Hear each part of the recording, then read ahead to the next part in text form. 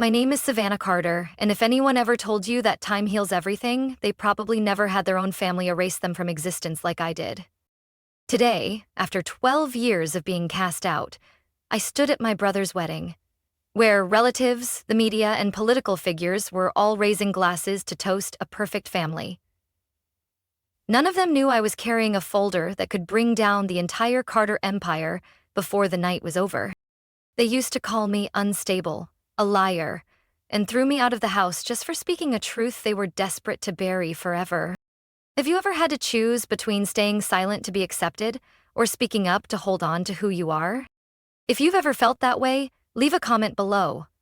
Don't forget to like and subscribe to the channel to uncover the secrets of a family built on money, deception, and silence. This story begins the night I was kicked out, with nothing but a backpack and $87 in my pocket. I was born in Providence, Rhode Island, in a quiet fall my mother always called the season of new hope. She was a professor of English literature at the local university, gentle, wise, and so simple that a bunch of wild flowers could keep her happy for a whole week. My parents, our dad, Pat Sampson, my father, William Carter, came into her life like a storm, handsome, confident, and gifted with a voice that could make anyone believe they were talking to the kindest man in America. When my mother got pregnant with me, he was already married, but he promised he would leave that marriage, that I wasn't a mistake but a beautiful surprise. He never left his wife, but he sent money, enough for my mother to raise me, enough for him to still see himself as a decent man. I grew up with summer afternoons reading Emily Dickinson with my mom, and brief evening visits when his car pulled into the driveway. 15 minutes, just long enough for me to call him Dad, before he disappeared again. My mother died of cancer when I was 12. No one else stepped up to take me, so I moved into the Carter estate, a whitestone mansion on the outskirts of Greenwich, Connecticut, where every table was wiped with silk cloth and every dinner had at least 3 kinds of sauce. Sharon, my father's legal wife, greeted me with a polite smile and a light tap on the shoulder. "Welcome. Your room is at the end of the hall. The door shouldn't be locked." I'll never forget the way she looked at me that first night, colder than the marble floor beneath my feet. To her, I wasn't a child in need of love. I was a living reminder of betrayal. Tyler, 13 at the time, walked into my room with a basketball in hand and looked at me like I was a second-hand item. "Are you the bastard kid? You're a rude little brat." I snapped back, then turned away. Chloe, my younger sister by 4 years, was the only one who ever looked at me with genuine curiosity. But curiosity isn't kindness. She would secretly watch me read, sometimes leave me a slice of cake or a little note. "How far did you get in the book?" But every time I tried to get close, Sharon would call Chloe away. Still, I tried. I studied hard, ranked top of my class, joined the debate team, worked part-time at the school library, and scored high enough on the SAT to surprise even the principal. I wanted to become a lawyer. I dreamed of one day working at Carter & Partners, the law firm my father founded. I remember handing him my application one Sunday evening. He looked it over, nodded. "A good record. You seem driven." My heart swelled. "So can I intern at the firm this summer?" He looked at me a little longer than usual. "I'll think about it, but don't get your hopes up." 3 weeks later, I got an email from the office. "We regret to inform you." They picked 3 other students, 2 with lower scores than mine, and 1 who was dating Tyler's best friend. I didn't give up. I applied to Yale's pre-law scholarship program. I submitted an essay on justice, on how a child who wasn't chosen could still rise. I made it to the interview shortlist, but that very morning I was told my file had been flagged for inaccurate family information, a ridiculous charge. I had never hidden my background, but someone had sent an anonymous email to admissions, accusing me of impersonating my identity for advantage. I knew who did it. I recognized Sharon's handwriting better than my own. That evening, I sat at an 18-seat dinner table with buttered salmon and chilled Italian wine. Sharon looked at me over her glass. You need to understand not every door opens for every kind of person. I put my fork down, trying to stay calm. What do you mean by that? I mean, some things should stay buried in the past. My father said nothing. He kept eating, as if my shattered Yale dream had nothing to do with him. Tyler smirked. Yes, Yale doesn't take people who can't keep their mouths shut, huh?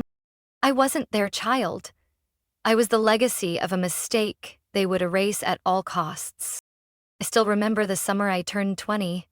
I was accepted as an intern at Carter and Partners, the prestigious law firm co-founded by my father. Not because he vouched for me. I applied on my own, went through 3 interview rounds like everyone else, using the name Savannah Lowell instead of Carter. Even as his daughter, I had to hide my last name just to get a fair chance. The day I got accepted, I nearly cried. I thought maybe I was finally walking through a door I was once forced to stand outside. Daniel Walsh was my direct supervisor. He was in his late 30s, sharply dressed, with a degree from Duke and a polished public image. To outsiders, he was charming and sophisticated. Behind closed doors, that charm smelled like sweat and unchecked power.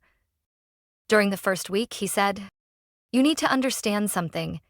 People who survive here know their place." I thought it was professional advice, until he started placing his hand too long on my shoulder when reviewing files, late-night texts that had nothing to do with work.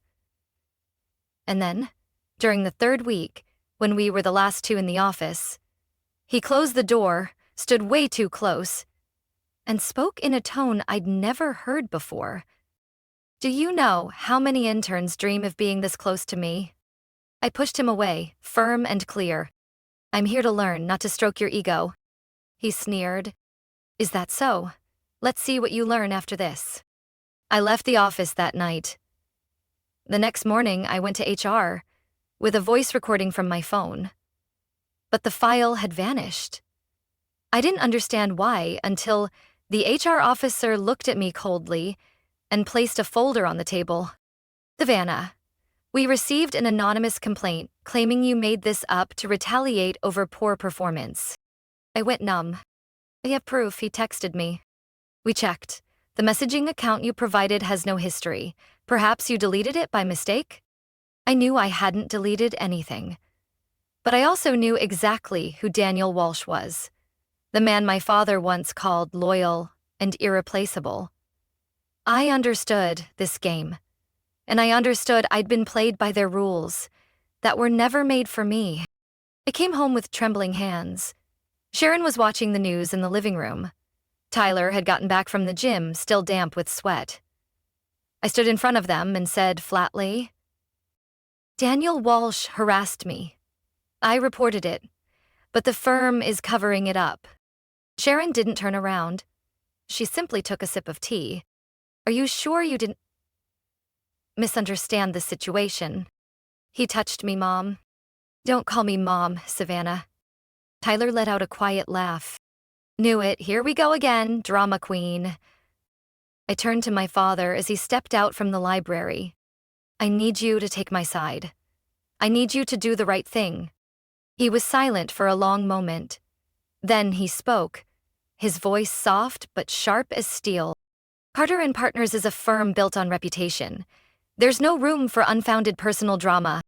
I'm not making this up. Then take it to court. But don't drag my name into it. I looked at him. The man who once held me when my mother died, who once promised I would never feel abandoned. Now he was looking at me like I was a thorn to be removed. I asked again, barely a whisper. What do you mean? I mean, from this moment on, you're no longer my daughter. That sentence felt like a knife to the chest. And then, from behind me, Tyler tossed one last blow. This family doesn't need an emotional grenade like you. All you do is wreck things. I turned, climbed the stairs, and went into my room. I packed everything I once believed was mine. Every old book my mom left behind, a few sets of clothes, a childhood photo. I wrote my email address on a slip of paper and left it on Chloe's desk, hoping she'd see it, hoping someone still remembered I wasn't the nightmare they made up.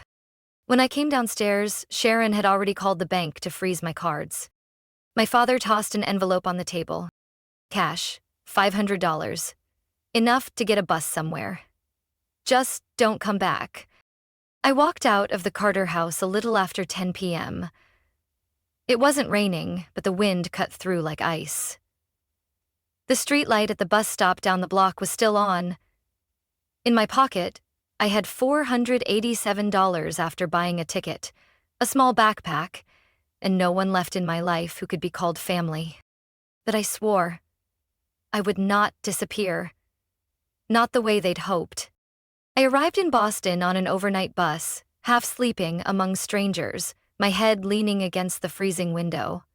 The next morning I found myself outside an old church with a sign that read, St. Ansem Shelter for Homeless Young Women. I hadn't planned to go in. I used to think places like that were only for people who had no options. But now I knew. Not everyone who falls to the bottom is weak. Sometimes they're people who've run out of places to hold on. Inside, a silver-haired woman named Sister Marie handed me a blanket, a key, and asked my name. I hesitated, then said, Savannah, lol. No more Carter. I didn't need that name anymore. For the first 3 months, I did anything I could to survive, handing out flyers, washing dishes at an Italian diner, waiting tables at a corner cafe, mopping gym floors at night. During the day, I tutored 2 kids staying at the shelter, both struggling with math and reading. Their mom paid me a few bucks, but they called me Miss Savannah, and that made me feel like I still had worth. I spent evenings at the Boston Public Library, relearning what I once knew: constitutional law, the court system, basic statutes. I didn't dare to dream big. I wanted to keep the flame inside me from going out. One day, while dusting bookshelves at a used bookstore on Tremont Street, a job I had just landed, I suddenly felt faint. My body went limp, my head buzzing, and then everything went black. I woke up in a small emergency room, the sharp smell of antiseptic rising from the sheets. A woman with chestnut curls sat beside the bed in a white coat, reviewing a chart. "You're awake," she said, lifting her head. Her voice was low and warm. "Did I pass out?" "Yes. You're dehydrated, exhausted, and severely undernourished. Don't skip dinner for coffee again." She studied me for a moment. "Savannah Lowell. That name sounds resilient." I gave a faint smile. "It's just a name. Every name carries a choice," she replied. "My name is Sarah Mendez, doctor at St. Elmo Community Clinic. But don't call me doctor. I ask more questions than I cure." I didn't know why I trusted her right away. Maybe it was her eyes. No pity, no judgment. There was a quiet understanding in them, of someone who had once crawled out of her own pit. A few days later, I was back at work. But Sarah didn't disappear.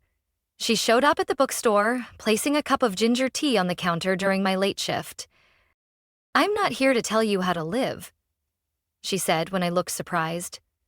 "I just see a girl who hasn't run out of fight." Then one night, I told her I had once wanted to study law. Her eyes lit up. "Why did you give it up?" I clenched my hands. "There's no way back. The scholarship's gone, my old scores are useless, and I have no one behind me." "No one?" She raised an eyebrow. "You're talking to a woman who got dumped by her husband during second year of med school, worked night shifts as a nurse to raise her kid, and finished her degree 10 years later." I went quiet. I felt like maybe my path wasn't over. The next week, Sarah placed a folder on my counter. Application forms for Boston Community College's credit recovery program, along with a recommendation letter she had written herself. "I can't live your life for you, but I can believe in you until you learn how to believe in yourself." The next 3 years weren't easy. I woke up at 5 a.m., worked the coffee shop until 10, attended classes from 11 to 4, volunteered at a free legal clinic from 5 to 9, then tutored kids at the shelter. I ate more instant noodles than rice, drank water instead of soda, and wore donated clothes from the thrift center. But I was finally living, without hiding, without needing permission to be myself. I passed the GRE, wrote an essay on justice and courage that received a perfect score. And then, one morning in April, I got an email that read, "Congratulations, you've been admitted to Harvard Law School." I stared at the screen, my heart pounding. Sarah was downstairs making breakfast. I ran down, printed the email, and handed it to her in silence. She read it, then placed her hand over her chest. "So, the girl I picked up off the tile floor is going to Harvard." I hugged her, tears streaming down my face. "I couldn't have done it without you." "No," she whispered. "You needed someone to stand beside you when the world turned away." From then on, the name Savannah Lowell was no longer a shadow I hid behind. It became the banner I carried. I don't know if anyone else has ever hit rock bottom and climbed back up one step at a time like I did. But I know that feeling. The feeling of being alone in a small apartment I shared with 3 strangers in Cambridge, eating instant noodles for dinner and writing essays until 3 a.m., only to walk out years later, from the graduation hall at Harvard Law ranked in the top 5% of the class. No one knew I had once been the daughter of William Carter. I didn't want anyone thinking I had been lifted by a prestigious last name, when in truth, that name had thrown me away like trash. I chose to work at Kessler, Blake & Hunt, a major law firm based in Manhattan that specialized in financial crimes and high-level fraud. This wasn't the type of place with shiny brass plaques and champagne receptions. This was the kind of place CEOs feared getting letters from, because it meant they were under investigation. I started out as an associate like everyone else. 80 hours a week, combing through accounting records, analyzing cross-bencher wire transfers, tracking shell companies. I worked so hard that one morning, waking up in a room full of documents, I honestly thought I had dreamed in Excel. Still, I never complained. I knew exactly where I was and why I was there. 3 years in, I became the youngest attorney placed on the partner track. When my supervisor told me, he only said one thing. "Lowell, you're the only person I've seen make a tax reconciliation sheet look like a murder weapon." I laughed. Maybe because in some cases, it is. I never revealed my true identity. Savannah Lowell was who they knew, a sharp, no-nonsense attorney, always composed, drank black coffee with no sugar, and showed up 30 minutes early to every meeting. No one knew about my father, about Sharon, about Tyler, about Chloe, about the deepest cut in my life. And I wanted to keep it that way.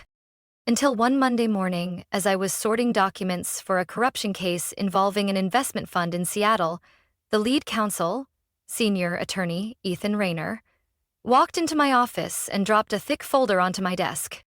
"Lowell, I need you on this one. It's especially complex." I looked up. Tax fraud. Way beyond that. Illegal transfers, shell funds, political donor dealings. A maze. I picked up the file.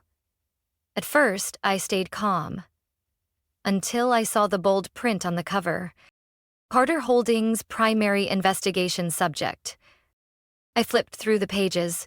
Copies of tax records, payment summaries between Carter Holdings and at least 4 shell corporations in the Cayman Islands, investment funds tied to political lobbying groups, illicit transactions via offshore accounts, contracts disguised as research costs or strategic consulting. Primary operators, William Carter, CEO, and Tyler Carter, CFO. My father. My brother. A chill ran down my spine. It felt like being pulled back into that cold marble-tiled kitchen, hearing him say, "You're no longer my daughter." He'd remember me now, by a new name, in the role he always scorned most, the one investigating him. I rose, locked my office door, and took a deep breath. Then I settled back into my chair and started reading from the beginning. I didn't request removal from the case. I didn't report the conflict. I quietly collected every puzzle piece, Every blurred invoice, every missing transaction, every encrypted email. I knew how he operated. I knew how Tyler thought, and I knew they'd never suspect that the one following their trail was the very person they threw away. 4 weeks later, I submitted a preliminary investigative summary to Ethan. He simply asked, "How the hell did you spot these deductions?" I shrugged. Instinct.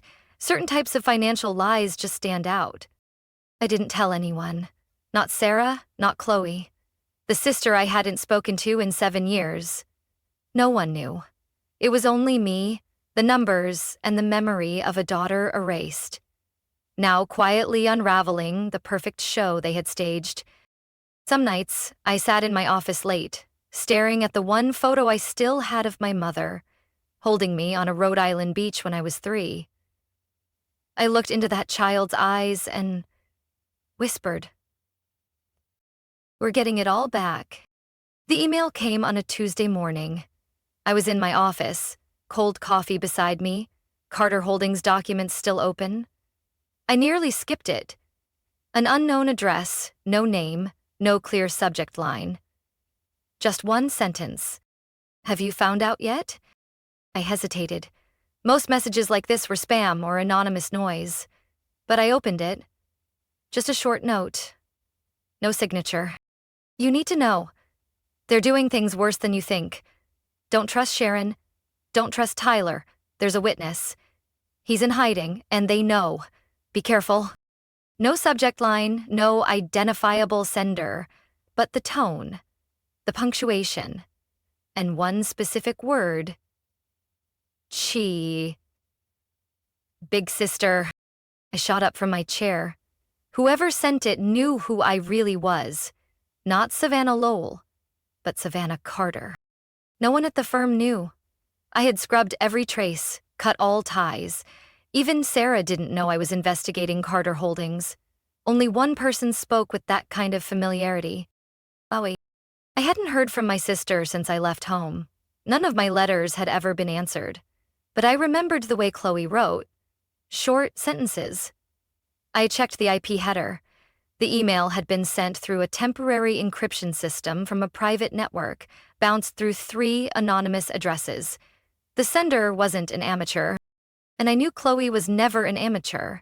She was the girl who once taught herself to code to hack her high school grades because our mother scolded her for getting a B+.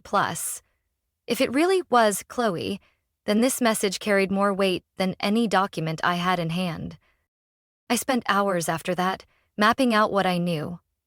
Illicit transactions, forged paperwork, suspicious ties between Carter Holdings and 3 undisclosed investment funds.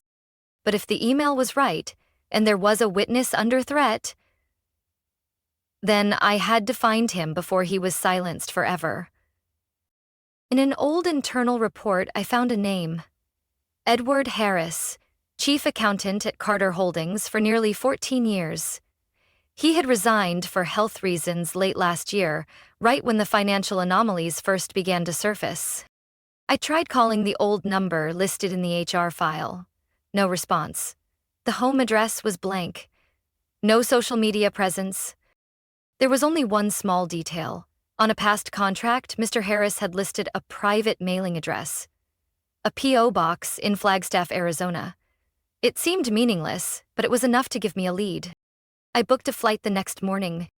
Flagstaff is a quiet little town nestled along the deep green pine forests of northern Arizona. I rented a car and drove in circles around the registered mailbox address. It led me to a tiny corner print and ship shop on a quiet street.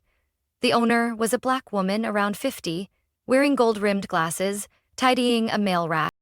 I held out an old photo of Edward Harris, back when he worked at the firm. I don't know his name, but this man rents box number 214. I'm a distant cousin trying to reach him for a family emergency. She looked at me for a long moment, then sighed. He comes by on Fridays. Quiet guy, barely talks, always wears an old white shirt and a blue cap. Last time I saw him was last week. I thanked her and went back to the car, heart heavy.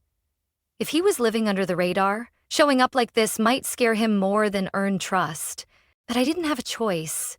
I drove around small motels, the kind of places people go when they want to disappear. At the fourth one, I saw him, Edward Harris, sitting on a wooden bench outside a room, holding a worn finance book, his eyes tired and wary. I approached slowly, keeping my distance. "Will never look for me." "Mr. Harris?" He looked up, squinted, assessed, then asked flatly, "Who are you?" "My name is Savannah Lowell. I work for Kessler Blake and Hunt. We're investigating Carter Holdings." That name made him stiffen, but he didn't look afraid, just exhaled. "Too late. I can't help you. I think you might be the only one who can help bring them to light." And then what? I wind up dead? I've seen what they do to people who talk.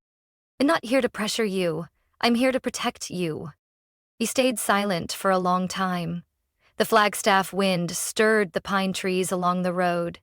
Then he asked softly, "Do you even know who they are? Do you know what kind of man your father is?"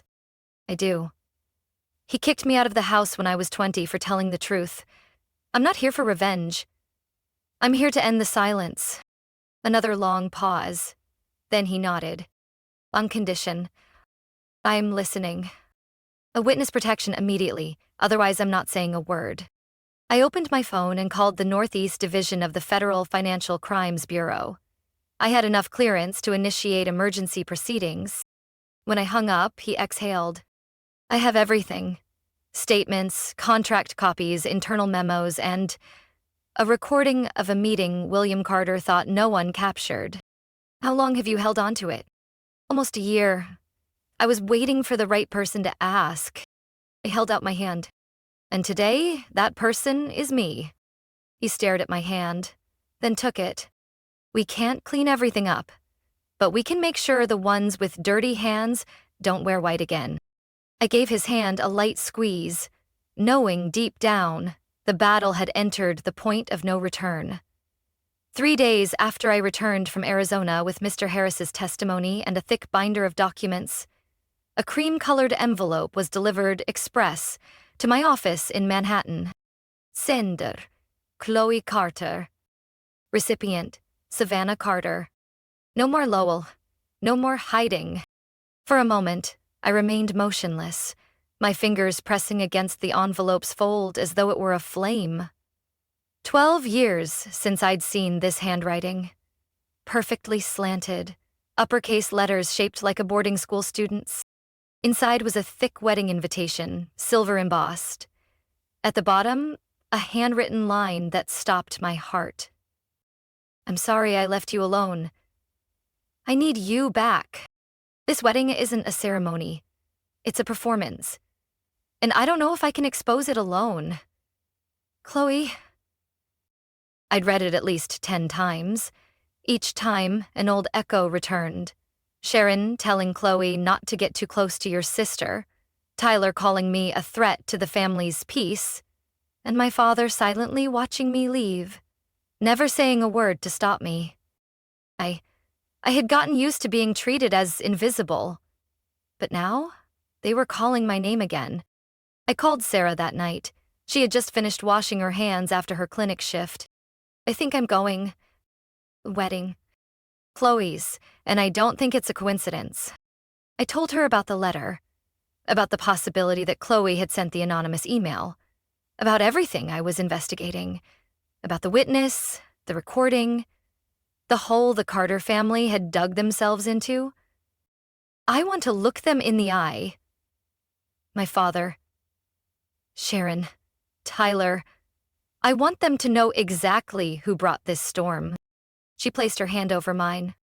"Then go. But don't let your heart turn the same color as theirs." I didn't book a room at the hotel where my family was hosting the wedding. I rented a small room at a boutique hotel 2 blocks away. There was no 24-hour service or champagne in the fridge. Instead, a wooden desk, a lamb's wool chair, and an oval mirror hung on the wall. I placed Mr. Harris's documents on the desk, then opened my suitcase and pulled out the dress I had custom-made for that day. Midnight blue, the color of calm and control. Not a color to stand out, but to stand still in the storm without being swept away. I didn't RSVP. I didn't reply to the invitation.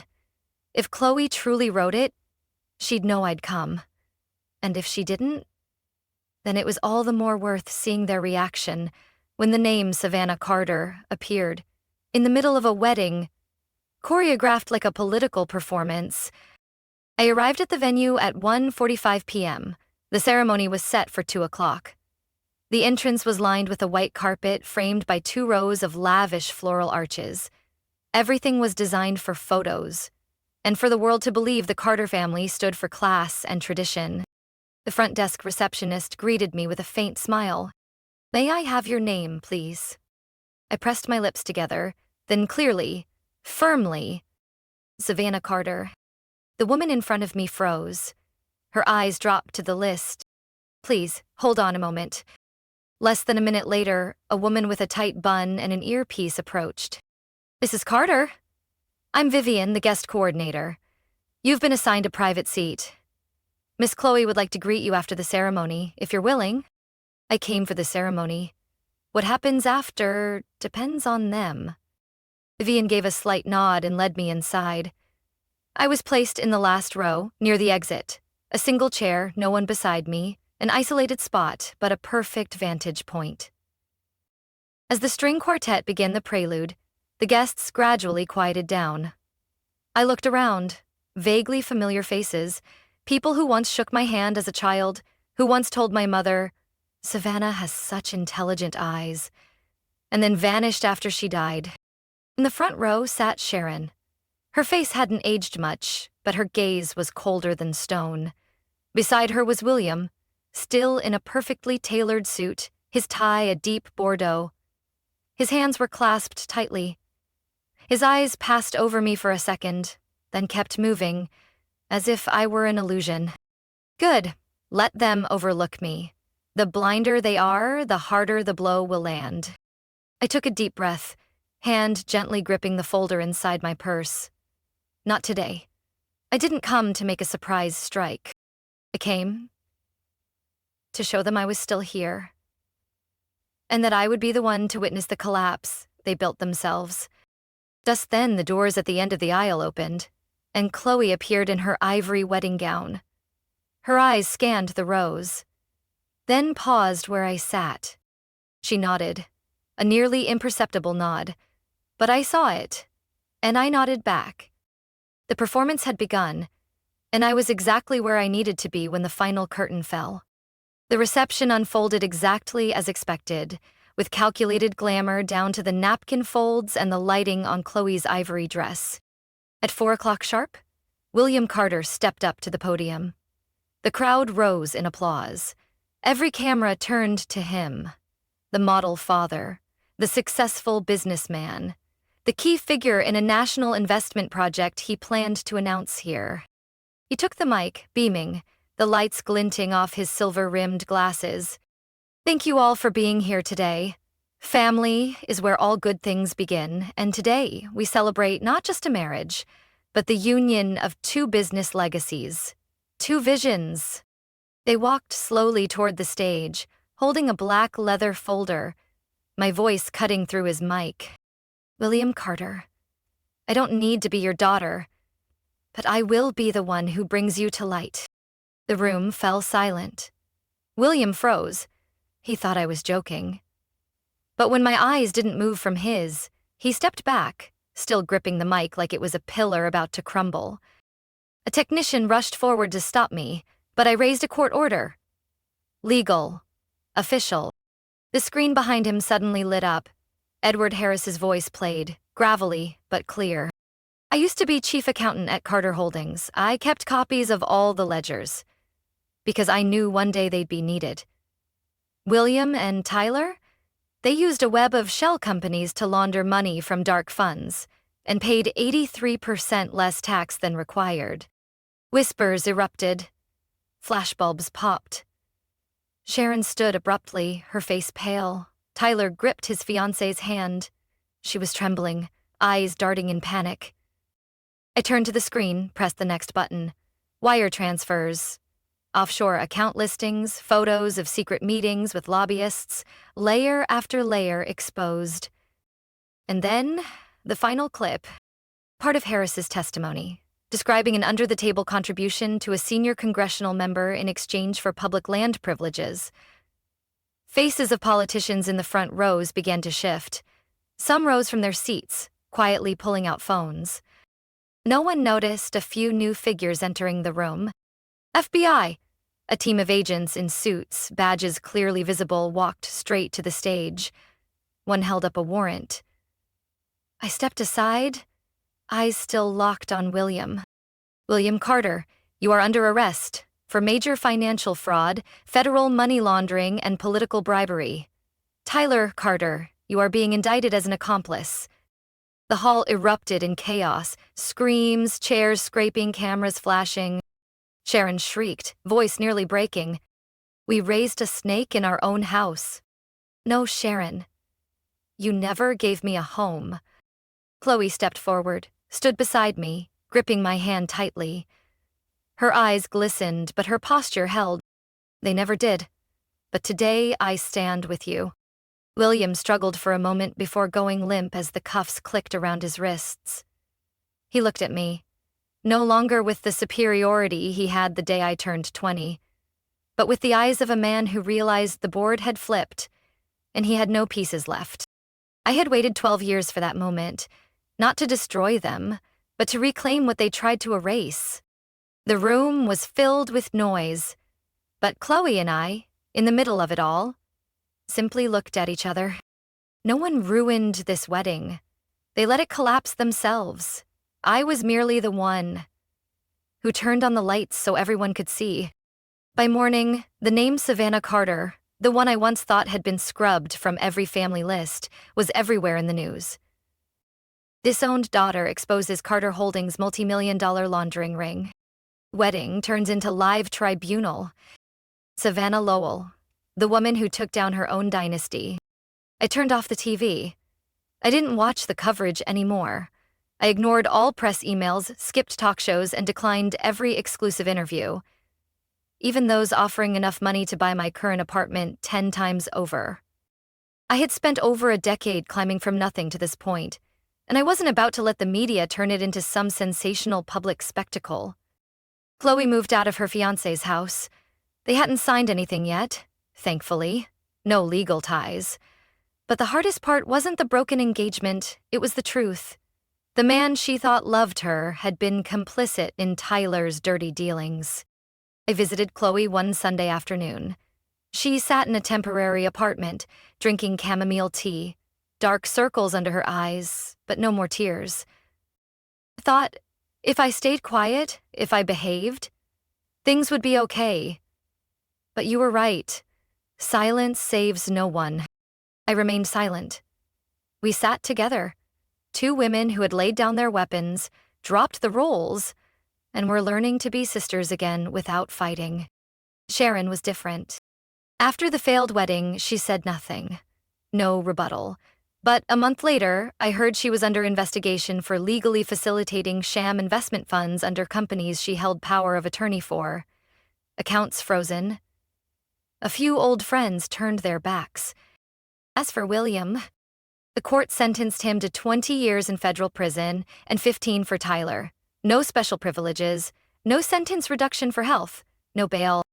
His lawyers claimed he was misled by financial advisors, but the documents I submitted told the jury everything they needed to know. He wasn't a victim. He was the architect. One time, a reporter caught me at the train station exit. Miss Carter, how do you feel about your father facing over 2 decades behind bars? I simply said, I'm not a Carter. But I wasn't angry, not vengeful. It was as if the suitcase I once dragged out of that house 12 years ago had finally been set down. A few weeks later, an invitation letter from Harvard Law arrived at my office. They offered me a teaching position for a seminar on legal ethics and high-level financial fraud. A memory surfaced. When I was 18, writing an internship application to my father's law office, only to be rejected without explanation. Now, I would walk into the lecture hall not as Carter's daughter, But as someone once pushed out of the game, who still found a way to rewrite the rules, on a Monday morning, I stopped by Sarah's house. She was watering plants, her salt and pepper hair tied back, face radiant despite being in her 60s. I handed her the Harvard envelope. She read it, then looked up, eyes narrowing warmly. "You no longer have to carry the name Carter, but you're the only one who has made that name meaningful." I choked up. She hugged me like the day I collapsed in the hospital hallway years ago. No papers, no family, no place to go. Because I knew the place I belonged was no longer in a list of names or bloodlines. It was in the eyes of someone who looked at me with full respect, in the arms of someone who never asked, "What did you do wrong?" It was in myself, the one who chose not to live in silence. Chloe moved to live near me in late spring, just as snow melted from the wooden roofs in Beacon Hill. She chose a small apartment with a sunny balcony, enough space for an easel, oil paints, a few lavender pots, and a fluffy cat named Tofu she adopted from an animal rescue center. I think, for the first time in my life, I'm living as myself, Chloe said as we rearranged the easel by the window. Chloe, the girl once forced to play the perfect doll in a fancy play, now sat before a palette, hands smeared with paint, but eyes as clear as a child forgiven by herself. Once a week, we spent an evening reading the handwritten letters my mother, Professor Elizabeth Lowell, left in an old wooden box Sarah had kept for years. Some letters were written when I was a newborn, some on the last days of Mom's hospital stay, her hand trembling, handwriting slanting, but every line full of love. "One letter," Chloe read, her voice gentle, careful. "If one day you must choose between family and truth, choose truth, because true family will never leave you when you stand for what is right." We sat quietly for a long time. I don't remember when I started crying. I only recall Chloe handing me a handkerchief, then resting her head on my shoulder as if we'd grown up together in another world. A world without dinners full of rules, without scrutinizing eyes or verdict-like compliments. One afternoon, I found Chloe sitting on the balcony, painting my mother's portrait from an old photo I always carried. She used pastels, soft, light, as if every stroke was a late but sincere apology. "Are you mad at me?" Chloe asked when she saw me silently standing behind her. I sat beside her, eyes still on the unfinished painting. "Yes, I was, but not anymore. You're the only one in the family who chose truth, even if it took a long time to speak it." We didn't need to declare reconciliation. The peaceful presence and the slow building trust through ginger tea evenings, sharing my teaching schedule, or Chloe's first small exhibition at the local community center, that was how we said we were staying. One early autumn day, when the maples began to turn, I returned to Mount Auburn Cemetery, where my mother rests. Chloe came with me. I placed a small slip of paper on the cold stone. Not a letter, just a short line. "I chose truth, Mom. And I found my family. Not the way I once wished, but the way you believed." Chloe stayed close, silent, but I felt her hand squeeze mine, not for support, but as a sign of solidarity.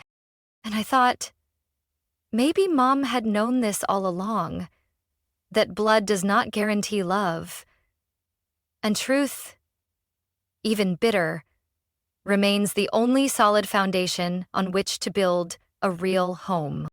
We no longer live in roles. We no longer repeat meaningless phrases like, "I'm fine," or "everything is okay." Instead, there are quiet afternoons painting, genuine check-ins, and old stories told without bitterness. I once thought family was what you lose. Now I understand. It's what you choose, again, is to the courage to choose, right? Even if alone. Have you ever had to stand between two choices? Keep silent to be accepted, or speak out and accept being cast aside? I know it's not easy to choose truth. It makes you lose what seemed like family, but it opens doors to relationships that truly deserve you. My story isn't to condemn or seek revenge. It's to remind us that true family doesn't make you sacrifice yourself to be loved. If you've ever felt lost inside your own home or labeled too sensitive, too different, just for daring to see what others ignore, please share your feelings below. I'll read them all. And if you want to continue following honest stories where every pain carries a chance to start anew, don't forget to subscribe and turn on notifications. Because sometimes just one sincere story can make someone feel less alone.